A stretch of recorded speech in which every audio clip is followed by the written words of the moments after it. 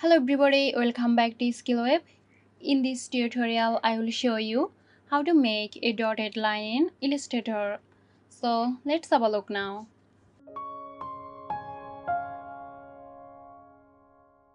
At first, change the fill color to none, then click on a stroke and select the color you want.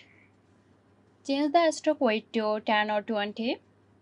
Now go to your toolbar, click on the line segment tool, draw a line, then go to window, scroll down and select a stroke from the menu. Click on these three lines and select Show Options. Now here change cap to round.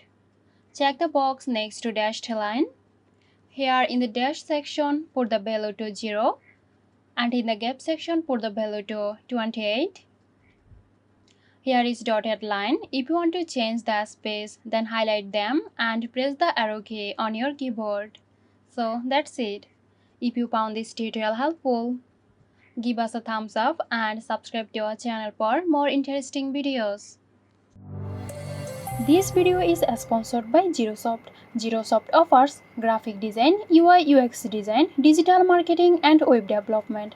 Elevate your brand with Zerosoft today. For more details, check the description box.